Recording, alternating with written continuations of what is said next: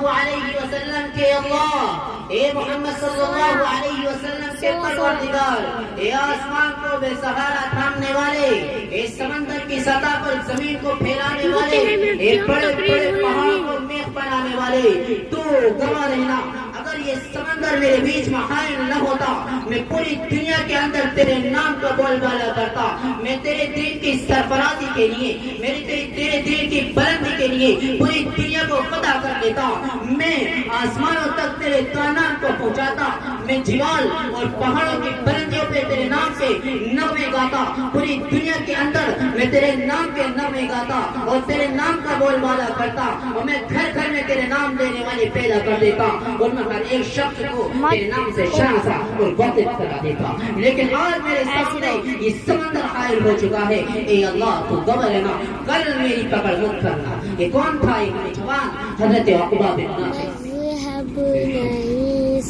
ایک اور نوجوان عقبہ باہلی جو مشرق میں بہت دور تک نکل گئے تھے، ان کے ساتھی نے کہا، عذرا کی شفقت کہا، اے قتیبہ تم اکیلے بہت دور تک نکل آئے ہو، یہ ترکیوں کا علاقہ ہے، ذرا احتیاط کرنا، حوادث زمانہ آتے رہتے ہیں۔ قتیبہ باہلی نے ایمان سے سرشار ہو کر کے کہا، میں اللہ کی مدد اور نصرت کی خاطر بہت دور نکل آیا ہوں، اور جب وقت آ جاتا ہے تو سامان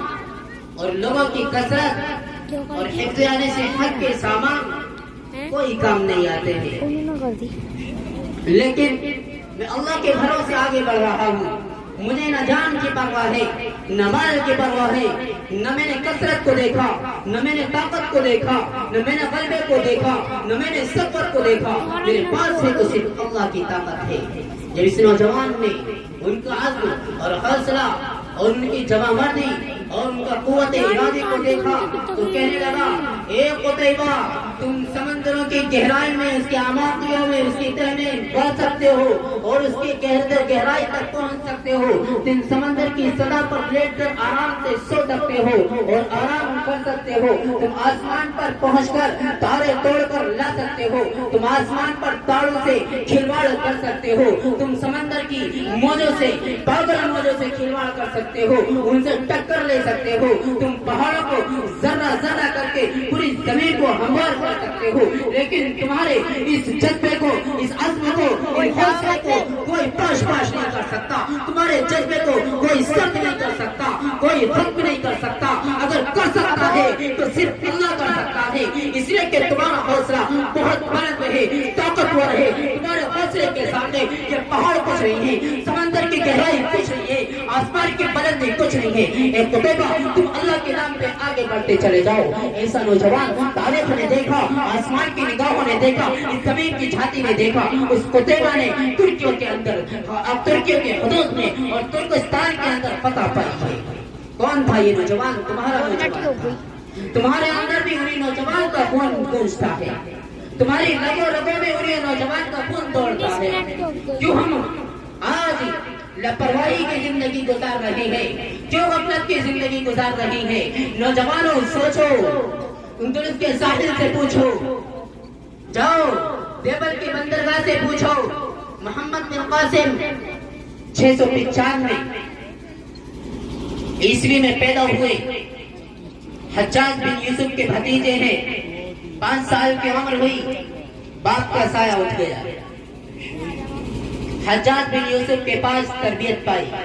حجاج بن یوسف کو سب جانتے ہیں، ایک ظالم و جابر بادشاہ تھا جس نے لاکھوں کی تعداد میں ظلم کیا اور ان کو قتل کیا، جس نے حضرت عبداللہ بن زبیر کو تخت دار پر لٹکایا، بہت سارے صحابہ کے جسموں کو داغا، جس نے کہا کہ مشہور ہے اور یہ کتابوں میں لکھا ہے کہ قرآن کریم کے زیر و زبر اور نقاط کسی بادشاہ نے لگوائی تھی۔ حجاج بن یوسف سب جانتے ہیں، انہی کا بھتیجا عماد الدین محمد بن قاسم 695 میں پیدا ہوئے، 5 سال کی عمر میں باپ کا سایہ اٹھ گیا، 15 سال کی عمر میں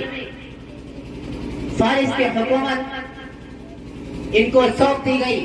اور 15 سال کی عمر میں ایران میں کردوں کی بغاوت کے خاتمے کے لیے سپہ سالاری کے فرائض ان کو سونپے گئے،